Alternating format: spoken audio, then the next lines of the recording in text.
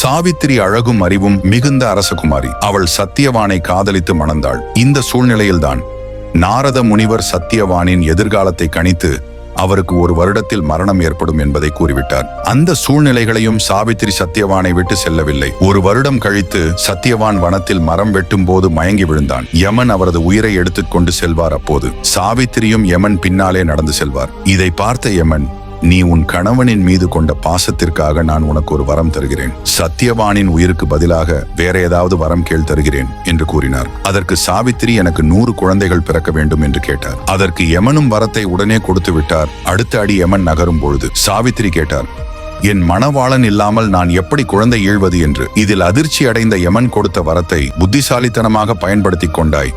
இருவரும் பெருவாழ்வு வாழ்க என்று வாழ்த்தினார்.